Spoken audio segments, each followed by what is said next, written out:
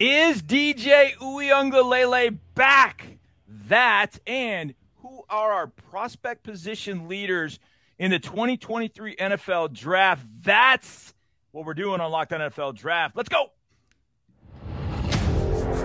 You are Locked On NFL Draft, your daily podcast covering the NFL Draft.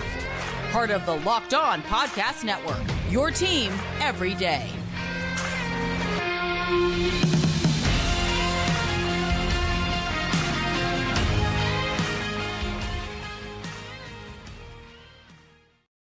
Yes, sir. It's your NFL Draft, Locked On NFL Draft, Power Trio yet again. We have to come up with like a name for ourselves, like the Three Musketeers or the Three Amigos or, two men and a baby. Maybe I'm the baby. I don't know. We're going to do that. But tonight, it's Ryan Tracy. And from Rogue Analytics, also former NFL, AFL defensive back, Eric Crocker. And I'm just the guy that talks a lot. I'm John Harris from down here in Houston, Texas. And glad you are with us. A reminder, tonight's show is brought to you by LinkedIn. LinkedIn Jobs helps you find the candidates you want to talk to faster. Post your job for free at linkedin.com/LockedOnNFL. All right, guys, this weekend, and it's funny because we did a show, and I don't remember when. It was back during the offseason.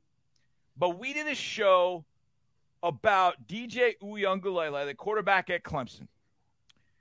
Now, if you rewind back to DJ's high school years, he took over as a sophomore at St. John Bosco, one of the best high schools in the country. He then battles Bryce Young throughout his high school career. He commits to Clemson. He's the big Cinco. He's the next guy after Trevor Lawrence. 2020, he gets the start when Trevor gets COVID against Notre Dame. Clemson loses, but Uiagalelei is fantastic. The hype goes through the roof, and then, boom, 2021 hits, and it's rock bottom, seemingly, for the Clemson offense and DJ. Deep routes are thrown 8 yards over receivers. He can't find guys on in routes. It seems like he's late with the football.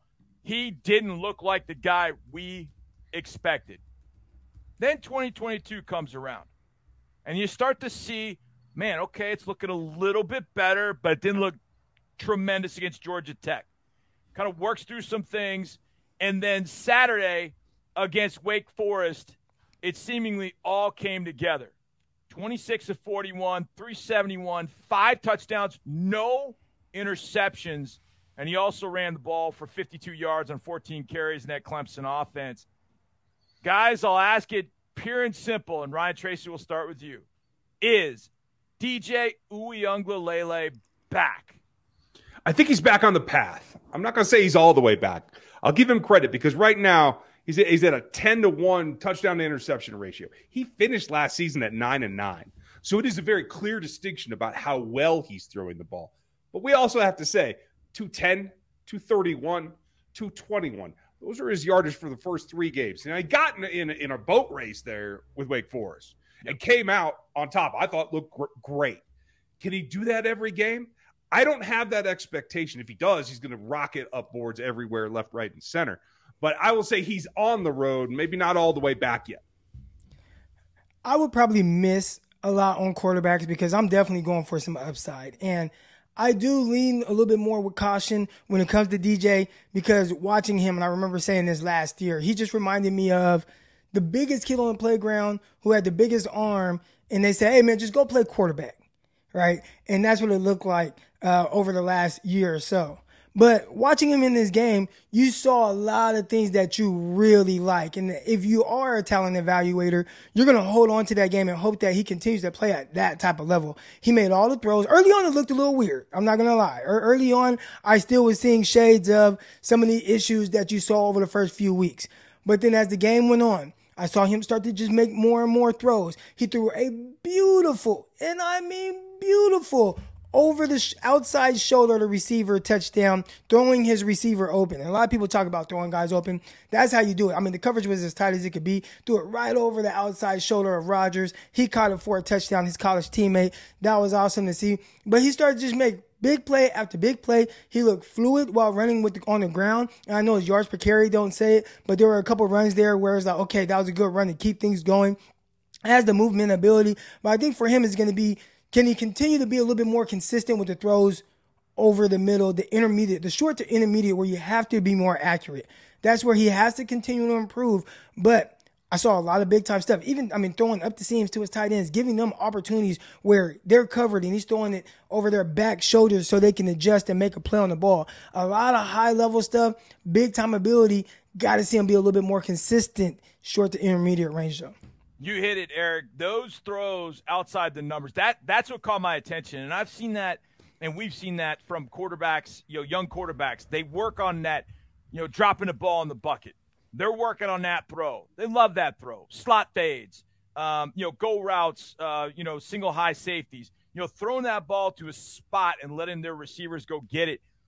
But how precise he was, I think, is what really caught my attention. And then his confidence. Last year, it felt like the entire Clemson program got kicked right in the nether regions and just didn't know how to respond. They were like, man, why are these games that we're in, like, why are they close? We used to dominate these teams. And it looked like DJ was just completely lost. But then, and I'm going to bring this up later in the show because this is going to be one of our either-ors. Tony Elliott was the offensive coordinator. He had been the co-offensive coordinator with Jeff Scott for a number of years. Then Jeff Scott went to USF, and Tony Elliott was the offensive coordinator at Clemson. And Clemson struggled. But then Tony Elliott got the job at Virginia. Ironically, Brennan Armstrong is now struggling. Take that for what it's worth. But DJ, it's felt like in those first 3 games, as Ryan pointed out, it felt like he was getting his confidence. And then against Wake, he really got his confidence. And now with that kind of arm strength, it felt like, yeah, I'm watching the guy that we expected to see. But to Eric's point, and your point, Ryan, I think it's still a little bit too early to go, yeah, he's all the way back. I want to see that consistently. He's got games against NC State with a really good secondary and pass rush. Yep. He's got a game against Florida State that has risen with Jared Verse coming off the edge and a pretty solid and experienced secondary. So he's still got some tests before I really am ready to say he's all the way back. But, man, he at least got back on the train. And that was what I wanted to see. I wanted to see him get back on the train. I think there's another question there, too. Was he the best quarterback prospect in that game? I'm glad you said it. Sam Hartman, he is fun to watch. I don't know what he had going on earlier in the year. They didn't give us more information about it. Sam Hartman can deal, man. He can flip the rock. And there are going to be some teams, Eric, that look at him and go, I trust him. I like everything about Sam Hartman. You're absolutely right. So what do you think? Is Sam Hartman, would you right now, today, you got an NFL game on Sunday and you got to have one of them. Which one you taking? It's tough. I probably would have to go. Do it. Probably would have to go with DJ. Yeah. Just because he has more of an NFL arm. Okay. And I've talked about it, just being able to make some of those throws outside the numbers. In the NFL, you don't have as much time for the ball to or for a receiver to wait for the ball to get there. And as well as I thought Hartman did, his ability to make throws on the move, off script, make the necessary plays with his legs. I thought he put a lot of pressure on the opposing defense. I thought he was consistently a little bit more accurate. We talked about the short to intermediate range. I thought he was better in that area. But the things and I'm really big on this, what can you improve on? What can't you improve on? And just some of the physical tools that DJ has, you can't coach somebody to have that type of ability. And it's tough. We see guys like Sam Hartman a little bit, like, let's say, Brock Purdy, right? 49ers just drafted Brock Purdy. And you see Brock Purdy do some things and it looks good in preseason. Okay, you like this throw ability. But, man, once you're out there and you got the starters and you got the big dog and those pass rushes coming and balls have to really get on guys, then you start to see a little bit of limitations with what a guy is able to do. And with Sam Hartman, we'll see. He does a lot of things very well. Threw for a ton of touchdowns with 6 touchdowns in that game.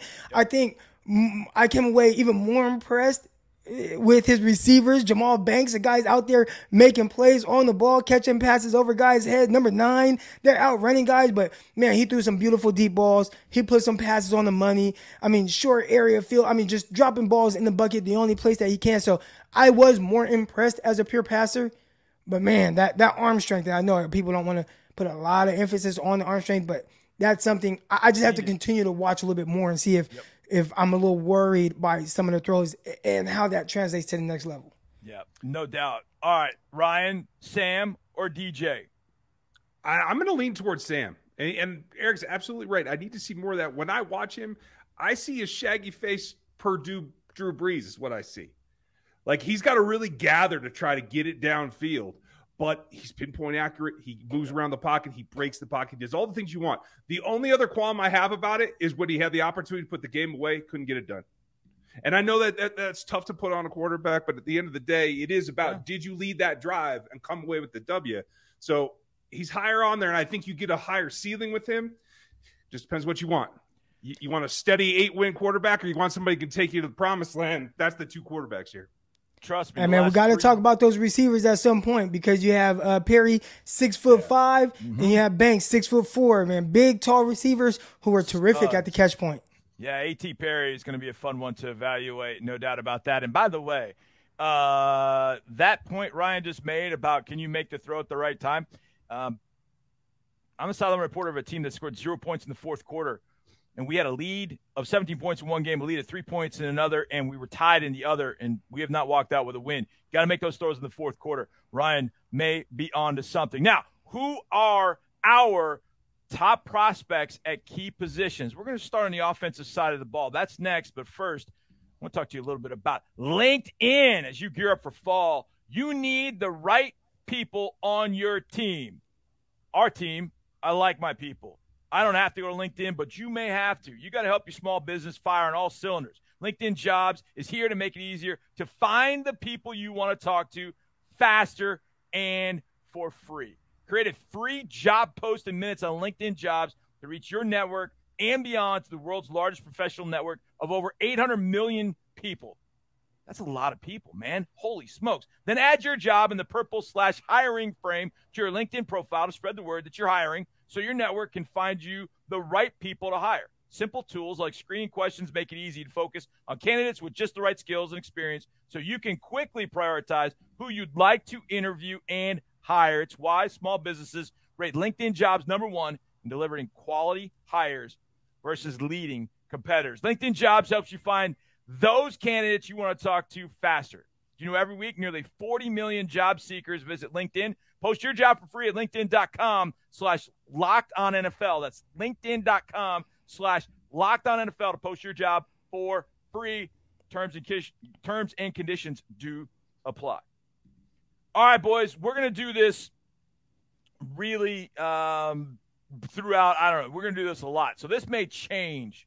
But as we sit here in late September, if we have to construct our boards and rank our players, we're going to start with the quarterbacks, and we're going to just, number one, you can mention some guys, but number one on the board at quarterback, running back, wide receiver. We're going to start with quarterback, and Ryan Tracy will start with you. Is this as simple as it's CJ or it's Bryce for you, and which one is it? Or is it somebody else? It really does come down to that when you put it all together because track record is what comes in here. There are a couple of other options in this list. Penix is one that I really like to see his evolution. But can you rely on that in terms of track record? Probably not. I'm not ready to take that step. Love me some Jalen Daniels, rock chalk, but hey, early to tell there. So it really does come down to the two of them. And I have to say, this just flipped for me this weekend. It is CJ Stroud for me at the top of the list now. Wow. Okay, you can't just leave a bomb like that and not say why. Because the things that I was waiting for him to do, he finally did. He finally led with dominance in his play, not just getting it to his explosive playmakers and letting them do their – especially when he had to get out of the pocket, stand there on his own, deliver the ball, pinpoint into the end zones, did it over and over and over and over, and I trust him. That's really the difference for me. It was 38-7 with like 11 minutes left in the third quarter. And Jackson Smith and Jigba didn't play, even though they said he was going to. He didn't play. And, I mean, I mean, I think this one's a little bit more difficult. I think for me, it's kind of easy. But Eric Crocker, who do you put at number one on your quarterback board right now? Oh, man. I'm not going to be controversial and say Will Levis, right? And as much as I like him, I wish that he had I wish he had the weaponry of some of these other guys, right? And you talk about Jackson Smith and Jigma being out. It doesn't matter when you're at Ohio State. It's next man up. Every receiver they have is going to be drafted at some point in the first 3 rounds. All right, Alabama, same thing. Even though the receivers aren't playing quite as well as you would ideally like, but I'm going to have to agree with Ryan and go with CJ Stroud as well. One, when you talk about just that pro build, he has that tall frame, big guy. You don't have to worry about that frail frame, even though he can add a few pounds to him. He's making throws all over the field. We know he can throw the ball down the field, but starting to be a little bit more accurate and consistent with those short to intermediate range, which is more NFL type throws. So I'll probably have to lean towards him. There are some sleepers, though, that I like kind of creeping up behind some of these guys that nobody's really talking about. Do you want to give a hint? Oh, a guy that plays in the natural state of Arkansas. Woo, Pig Suey. Nobody's talking about KJ Jefferson. And he's going to be this class. This class is version of Dak Prescott. A guy who, he had to come along. He had to utilize his legs and whatnot. Maybe he wasn't the best purist thrower of the football. But as he continues to play, he's making all the throws, making plays all over the field, utilizing his legs, even though he's not quite the dynamic runner. But, man, I mean, he's looking at, I know, Arkansas lost, and people are going to be like, oh, but they just lost the game to Texas A&M. The kicker blew it, hit the top of the upright. I've never even seen that. Hit the top part of the right upright. It was really crazy. But like a lot of what I've seen from him and his progression as a passer, and I'm not sure if he's going to come out this year. He is eligible for this draft, but whether it's this year or next year, I think he's a guy who might slip through the cracks just a little bit, but man, the team is going to be really happy come 3rd round. My comp for CJ Stroud was Joe Burrow. I did a comp for everybody in the Harris 100. I came up with Joe Burrow for CJ Stroud, and it really is about the fact that Joe can move, but when he's moving, he's looking to throw. CJ's kind of the same way. He can move, but he's moving to throw. But to me, what stood out was the ball placement. Ball placement and accuracy from CJ Stroud, and it showed the other night against Wisconsin. I mean, it's on point every single time. I am a Bryce guy. I'm a Bryce Young. He's at number 1. He's number 2 overall in the Harris 100. He's my number 1 quarterback. And I go back to Ryan's thought earlier about what you do in the 4th quarter. What you do in the 4th quarter matters. And I feel like Bryce is the guy that I want to have the ball in the 4th quarter more than anybody. I think his arm strength is plus. I don't think it's Will Levis style, but I think his arm strength is excellent. And it's not Nathan Peterman, a guy that really struggled to drive the ball anywhere, and that's why he struggled in the NFL. I think he is going to be the kind of guy that players rally around. I can't wait to see Bryce Young come into the NFL at that point. And by the way, you're talking about sleepers. I had 2 players tied at number 80 in the Harris 100 because I couldn't decide which one I wanted to put over the other. One was KJ Jefferson. The other was Hendon Hooker from Tennessee. And if that guy continues on the trend he's on, we might be talking about him very early in this NFL draft coming up in 2023. All right, let's go to running backs. Now, this one gets a little dicey in my opinion, and I'll get to that in a second. But Eric Crocker, number 1 running back on your board. Does he have horns on his helmet? I feel like I'm supposed to say Robinson. I feel like I'm supposed to say Gibbs. But I'm going to go in a different direction. A guy who is, again, under the radar, had a huge game. Where do you think I'm going with this, Ryan? Out to the coast, I do believe. Oh. No, I'm not going out to the coast. I'm actually going to the Great Lakes. All right. Michigan's running back, Blake Corum, man. This dude, He's been dynamic, explosive. He's been very productive. I wish they would give him the ball more and feature him like some of these other running backs across the college landscape, man. But when you watch him against Maryland and what he did, I mean, big play. They gave him the ball. He said, "No, we're gonna hand you the ball 30 times," and all he did was average 8 yards a carry, 243 yards, and a couple of tugs. His longest being 47 yards. Man, he's quick. I love the way he follows his blockers, set him up, and be able to explode out. They ran the ball on 4th and 1 where they said, "Look, man, just take us to the promised land." That he did. All right, so this is a guy, I think he's a little underrated right now, but big time ability. They need to hand him the ball more. Keep giving it to him. He's averaging 7.5 yards per carry on the season. They gave it to him 30 times. You want the young man to die? I mean, every game. Like, why did it take? And I'm not saying you got to get the rock 30 times, but clearly he can handle it. Yeah, and he's a small, shorter guy, 5'8", 210. But man, feed him every week like this. Because he has games where, he touches the ball 12 times, but he averages 9 yards a carry. Like, no, man, keep giving this dude the ball. Ryan Tracy, do you think Eric Crocker's crazy? Do you think Corum could be number one? Who's your number one at running back right now? Oh, I know Eric's crazy, but he could be right. That's the truth. And I'm going to go a different direction right now. 7 yards a carry, caught every ball he's been thrown this year. Sleeper for sure, and it is Eric's guy. It's Zach Charbonnet from UCLA, and I think he's coming on. You get him trucking. The concern I had was, what can he do in the pass game? Can he be consistent for you? Can he be that option and not have to come off the field? So far, he's proving he can be, and I like where he's going. Well, there are a couple guys that I had. Well, actually, number one was easy for me because it's Bijan. I mean, I think Bijan's everything you want in a running back, and then some. I do think he got dinged up in an Alabama game, and he's covering it up. I think he's playing with a bum shoulder. But Bijan, to me, is that guy. But the next guy I actually consider a Weapon X, and that's Devin A-Chain from out of A&M. Guy ran a 10-1 and 100. And he's starting to show that he can run the ball. But I would like to use him like Alvin Kamara when he comes to the league. And the other guy that I like, and he hasn't played as well this year because the offense changed a little bit, is Sean Tucker from out of Syracuse. The guy he looks like body-wise Damian Harris, but he runs like Jonathan Taylor. Sean Tucker from out of Syracuse, he's proving he can catch the ball a little bit better than maybe he did the first couple of years, because Robert and I went to Syracuse from Virginia, and that has changed both of those offenses, but it's also helping Tucker show those pass receiving skills. I think Tucker's going to step into somebody's camp and get picked in the second round and be an absolute stud, Sean Tucker from out of Syracuse. So I'm glad we came up with all different ones. And Eric Crocker, Blake Corum's name is coming up on Either Or, and we didn't talk about that, but it's coming up next on Either Or right here on Locked On NFL Draft. All right, boys, it's always Either Or time at the end of the show, so let's start right here because Eric Crocker brought it up, so I'm starting with my last one first. Pick your better short running back, either Blake Corum or Kansas State's Deuce Vaughn. Ryan Tracy, you go first. Hard for me to pick a Wildcat, but I'll tell you, Corum, he showed you what you need to see. I don't care how small he is. I gotta tell you, it doesn't matter to me. The body shape, the height. You can make use of running backs in different ways. I'll take Corum. I think he's going to be just fine.